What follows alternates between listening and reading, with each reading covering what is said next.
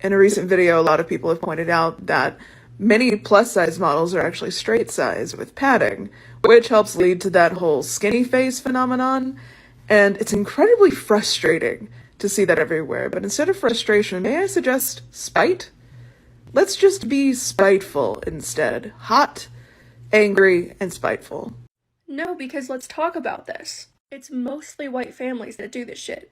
Ever heard of multiple generation homes? I'm also Hispanic. On my dad's side, my grandpa lived with us for many, many years. The side of the family that wants to kick me out is my white side. Also, an even bigger point, do not have kids if you think there's an expiration date for taking care of them. I stand firm in the belief that you can't just kick your kid out once they turn 18. When you have a kid, you sign up to take care of them for life. Now, that's not to say they're going to be enabling. I'm a full-time student about to get my master's. First generation, actually. Parents absolutely have an obligation to their children. Honestly, letting them live in the smallest bedroom in your house while they pay every single one of their own bills and the family pet's bills, that's the minimum. There are worse things to be than fat. Let's stop acting like the worst thing someone can be is fat. They could be racist, or they could be mean, or they could be the type of person who throws litter on the street, or they could hate dogs. Not speaking for all fats everywhere, but I know that for me personally, reading things like this is actually incredibly validating, because it takes that voice in my head that's constantly trying to be like, you're overreacting, it's really not that big of a deal, why are you being so dramatic, and tells it to sit down and shut the fuck up, because it's a lying little bitch. And I know for some folks, any talk about weight loss is triggering, and that's incredibly valid. I just think for me as a person who's always lived in a fat body, it just truly helps me have a little bit more perspective to go like, okay, yeah, no, like this is a real thing. So I deeply appreciate you taking the time to share.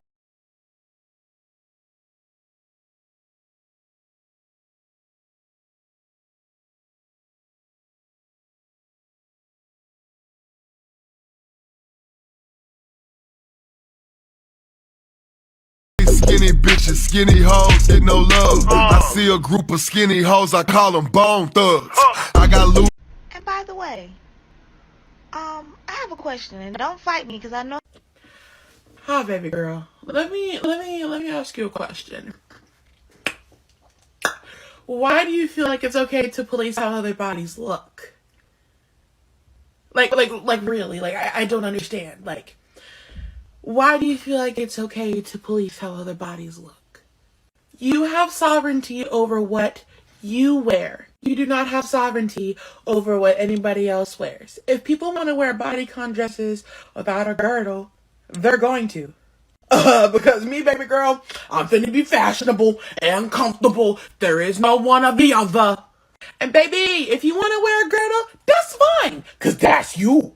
Because baby, I got a muffin top and I got jelly rolls. I'm a walking bakery and I will wear what I want. Comfortable.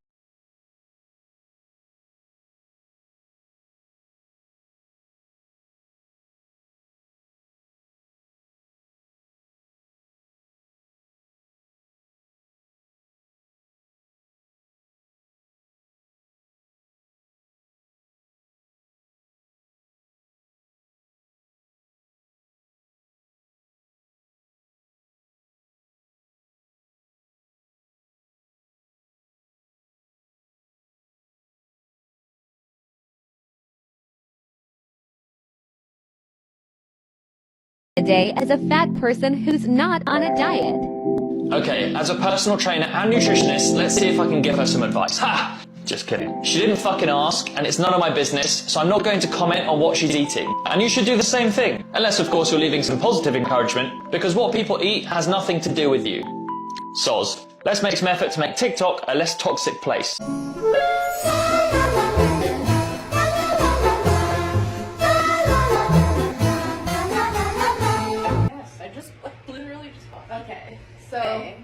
So you're gonna give me this arm, you're gonna go this way, and then you're gonna give me the opposite foot. My opposite? Yeah, opposite me. Can you reach I got my backbone doing it. Okay. Give me this hand. All right, and this knee.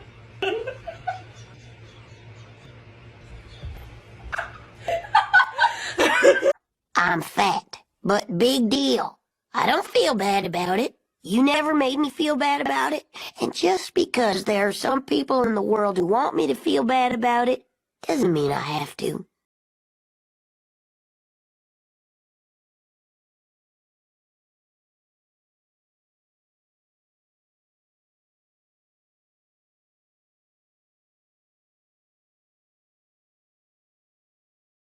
So I'm going to give you the benefit of the doubt on this one. Fat liberation is not new. I didn't come up with it. It is something that fat people have been talking about for years and years and years. If you're on this corner of the internet, that means that you are in some way interested or deeply connected to queerness and specifically transness. There are lots of queer and trans folks that are fat. One of the things that's wrong with our culture is that we care more about people like me who fit the media ideal body type way more than we care about fat people. Our society is structured to be anti-fat, and I think it's wrong that just because of someone's body size that they deal with systemic marginalization. In the same way that it's wrong that because of my gender identity or my sexual orientation, I am also systemically marginalized. None of us are free until all of us are free, and fatness still seems to be one of the last socially acceptable forms of discrimination, and that's wrong. If breaking down systems that dehumanize other people, in this instance fat people, is too much for you, why?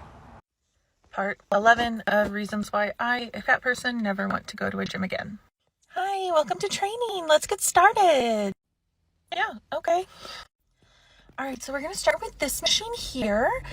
It's called a treadmill, and the way that you use it, I know what a treadmill is. I know how to use it. Oh, okay, cool. So let's hop on. We're going to just do a light jog. So I'll set it to like, I don't know, 5.5, 6 miles an hour, okay? Okay, that's not a jog. I can't run that fast. Not to mention, I broke my ankle a few years back, and while it's healed, high impact repetitive activities like running and jumping can still make it hurt. Oh wow, starting with the excuses already. We haven't even started. Okay, I guess we'll just do something else then. Yeah, I don't think so. Don't say that.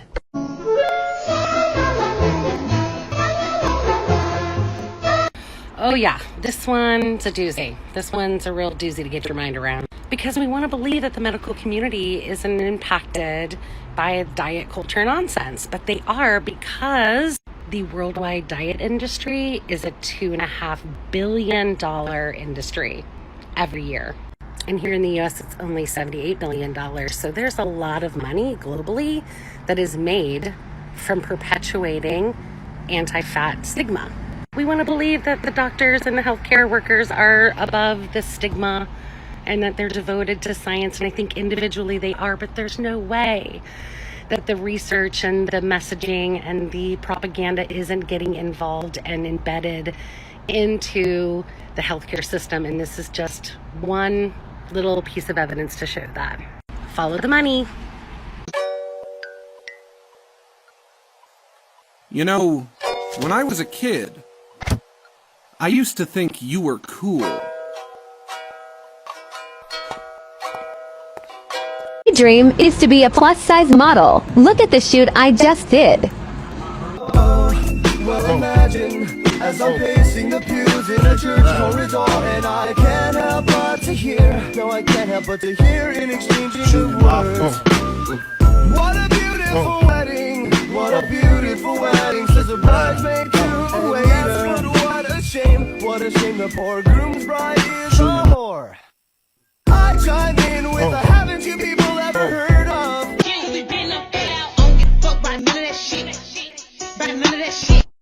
I really get so sick of people not understanding why we do this. This isn't about creating a hierarchy of fatness. This is about discussing that there are complexities to oppression that people deal with, and that those of us on the bigger side of the spectrum deal with more oppression than those of you on the small end of the spectrum. There is a very palpable difference between how I was treated when I weighed 250 pounds and how I am now treated at 440 pounds, especially by doctors in the medical community. Stop eliminating our ways of explaining that we deal with more oppression in ways that smaller fat people don't. This isn't about hierarchies, it isn't about infighting, it's about pointing out the severity of oppression. Educate yourself.